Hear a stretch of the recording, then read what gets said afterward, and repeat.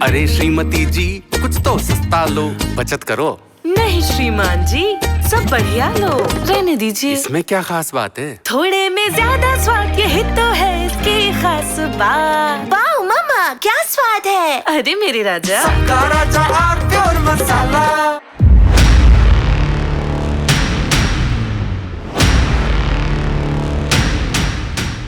नमस्कार, देश की बात में आप सभी का स्वागत है, अभिनंदन है।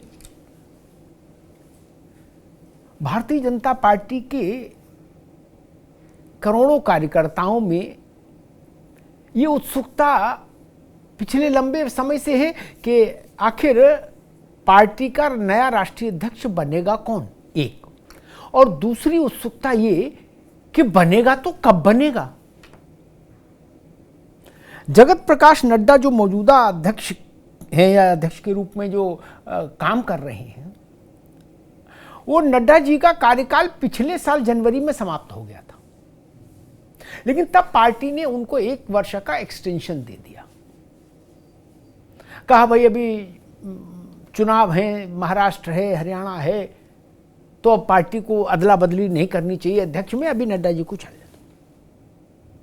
फिर दिल्ली आ गई, अब दिल्ली का चुनाव है।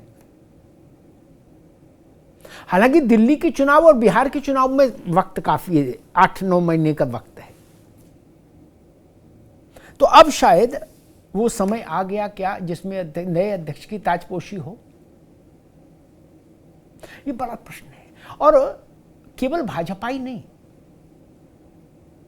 देश के हर राजनीतिक दल को और हर राजनीतिक दल के बड़े नेता को इस बात की प्रतीक्षा है कि देश की सबसे बड़ी राजनीतिक पार्टी जो देश के अधिकांश राज्यों में सत्तारूढ़ है और केंद्र में सत्तारूढ़ है, उसका राष्ट्रीय अध्यक्ष कौन होता है, यानी उसका नया मुखिया कौन होता है। अब कहा यह जा रहा है कि दिल्ली चुनाव का नतीजा आएगा 8 फरवरी को। तो कहा जा रहा है कि 8 फरवरी के बाद से मीटर चालू हो जाएगा नए अध्यक्ष के चयन का। वो है ना कि आपका टाइम शुरू होता है अब, तो तब टाइम शुरू हो जाएगा नए अध्यक्ष के ऐलान का, चुनाव का।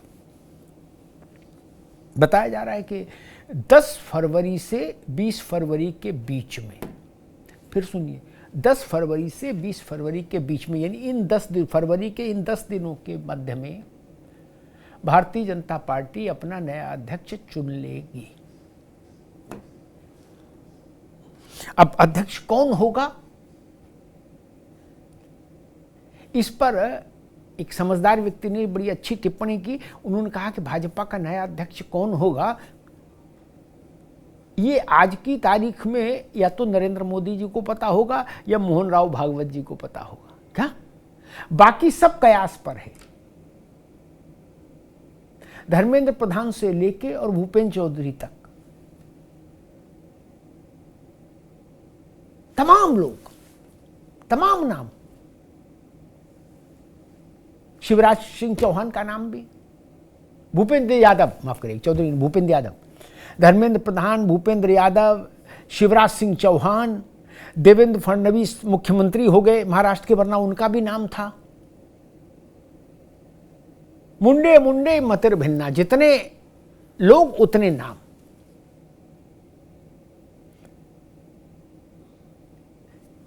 मोदी सरकार के मौजूदा मंत्रिमंडल में 5 प्रमुख मंत्रालयों में से एक मंत्रालय के मंत्री, उनका भी नाम लोग डाल दे रहे हैं, उछाल दे रहे हैं कि बोलो ये भी हो सकते हैं अध्यक्ष। तो इसमें एक नई धारा आ रही है। होगी कि नहीं होगी ये जानकारी शायद ही किसी के पास हो, किसी के पास नहीं होगी। वो धारा आ रही है, लेकिन हाँ, चर्चा में है, ये विमर्श में है ये चीज जो मैं कहने जा रहा हूं। वो विमर्श इस बात का कि क्या भारतीय जनता पार्टी को अब दक्षिण भारत से अध्यक्ष चुनना चाहिए। उत्तर प्रदेश में पार्टी को लगता, अरे उत्तर भारत में पार्टी को लगता है कि हम पहुंच गए सैचुरेशन पर जहां पहुंचना है। मध्य प्रदेश, राजस्थान, गुजरात, उत्तर प्रदेश, हिंदी भाषी भारत जिसको आप कहें, उसमें भाजपा को लगता है कि हम चरम पर हैं, अब इसके आगे कहां जाएंगे, बहुत गुंजाइश भी नहीं। तब लेकिन दक्षिण का दरवाजा अभी ठीक से नहीं खुला। कर्नाटक में सत्ता के प्रयोग छोड़ दीजिए कुछ, तो बाकी तो अभी सूखा ही है दक्षिण भारत भाजपा के लिए। तमिलनाडु में जरूर अभी लोकसभा के चुनाव में भारतीय जनता पार्टी को मेरे ख्याल से पहली बार 11% से अधिक वोट मिला है, पहली बार। तो एक विमर्श ये भी है संघ और भाजपा के शिखर नेतृत्व के बीच में कि क्या ऐसा करना उचित होगा कि दक्षिण भारत से भारतीय जनता पार्टी का नया मुखिया लाया जाए, क्योंकि अभी भाजपा के शिखर पर दक्षिण भारत से कोई नहीं है। नरेंद्र मोदी जी, अमित शाह जी, राजनाथ जी, अब देख लीजिए जगत प्रकाश नड्डा, तो दक्षिण का वैसा चेहरा कोई नहीं है जो भाजपा के उतने बड़े पद पर आसीन हो या सरकार में उतनी बड़ी भूमिका में हो। निर्मला सीतारमण जी है, लेकिन वो राजनाथ सिंह और अमित शाह के समतुल्य तो नहीं हो सकती। तो एक ये थ्योरी चल रही है कि दक्षिण से लाया जाए क्या, क्योंकि हिंदी भाषी भारत के लिए प्रधानमंत्री खुद हैं, अमित शाह जी हैं, राजनाथ जी हैं, बहुत सारे लोग हैं। तो एक दक्षिण भारत का व्यक्ति होना चाहिए, ऐसी धारणा चल रही है। अब हालांकि दक्षिण भारत के अध्यक्षों की ताजपोशी जब जब भाजपा ने कराई, बंगारू लक्ष्मण हुए अध्यक्ष दक्षिण भारत से, उनके साथ क्या स्थिति बनी सबने देखा, वो रिश्वत कांड और थुक्का फजीहत। जनक कृष्ण मूर्ति हुए, एम वेंकैया नायडू हुए, लेकिन ये लोग कोई भाजपा के लिए शुभंकर सिद्ध नहीं हुए। ऐसा होता है कि भाई ये हमारे लिए भाग्यशाली हुए, वैसा नहीं हुआ। एक ये भी टोटका है, आप इसको अंधविश्वास कहिए, विश्वास कहिए, कुछ भी कहिए, लेकिन ये भी एक विमर्श का हिस्सा है कि दक्षिण भारत के अध्यक्ष भाजपा को बहुत अधिक नहीं फले। और भाजपा की जो सबसे बड़ी फजीहत हुई वो भी तब हुई जब बंगारू लक्ष्मण भाजपा के राष्ट्रीय अध्यक्ष पद के आसन पर थे और उनके अपने आचरण, खुद के अपने आचरण से ही भाजपा को शर्मिंदगी उठानी पड़ी थी।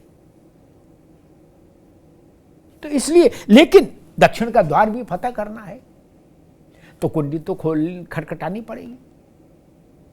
तो कुल मिला के अभी तस्वीरें बन रही, लेकिन हाँ, इस बात की संभावनाएं प्रबल हैं कि 10 फरवरी से 20 फरवरी के बीच में राष्ट्रीय अध्यक्ष के रूप में भाजपा किसको इस बार अवसर देने जा रही है, ये तय हो जाएगा। और इसके ही 1 दिन, 2 दिन, 4 दिन पहले देश के सबसे बड़े सूबे में भाजपा किसको अध्यक्ष बनाने जा रही है, इसका भी निर्णय घोषित हो जाएगा। जी हाँ, उत्तर प्रदेश में भारतीय जनता पार्टी का विमर्श अभी उसकी जो तराजू की जो तुला है, कांटा है, वो पिछड़े वर्ग की ओर ज्यादा झुकता दिख रहा है कि पिछड़े वर्ग के किसी प्रभावशाली नेता को उत्तर प्रदेश का अध्यक्ष बनाया जाए। अभी भूपेंद्र चौधरी हैं, वो जाट समाज से आते हैं। एक इस बात की एडवोकेसी भी है एक वर्ग में कि दलित को अध्यक्ष बनाया जाए।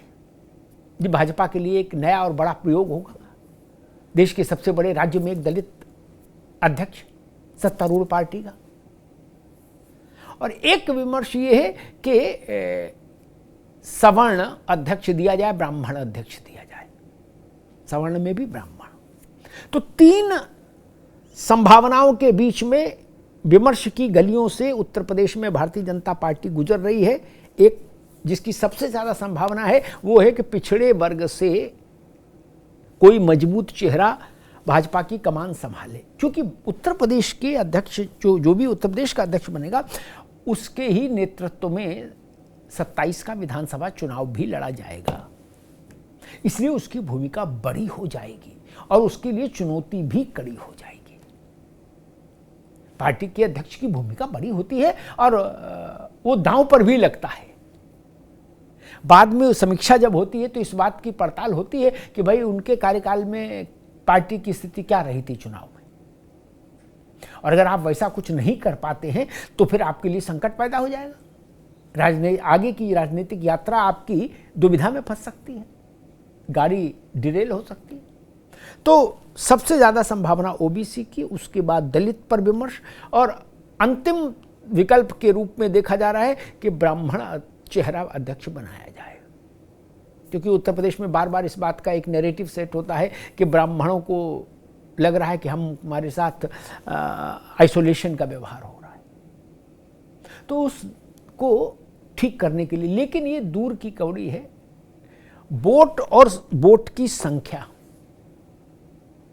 यानी जनसंख्या में भागीदारी के तौर पर, समाज में भागीदारी के तौर पर ओबीसी संवर्ग सबसे बड़ा संवर्ग है।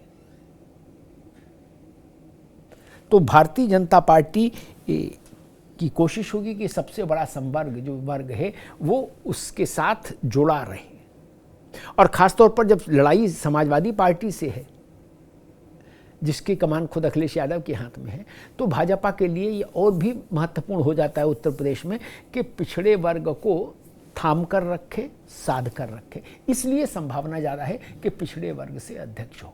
तो दिल थाम कर बैठिए, अब वो तारीख बहुत नज़दीक आ रही है जब उत्तर प्रदेश का नया अध्यक्ष आपके सामने होगा, उसके नाम की घोषणा, और 10 से 20 फरवरी के बीच में भाजपा के राष्ट्रीय अध्यक्ष का चयन हो जाएगा। इस बात की प्रबल संभावनाएं मानकर चलिए।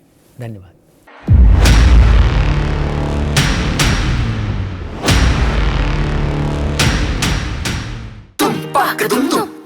अरे श्रीमती जी कुछ तो सस्ता लो, बचत करो। नहीं श्रीमान जी, सब बढ़िया लो, रहने दीजिए। इसमें क्या खास बात है? थोड़े में ज्यादा स्वाद, यही तो है इसकी खास बात। वाह मामा, क्या स्वाद है। अरे मेरे राजा, सबका राजा और प्योर मसाला।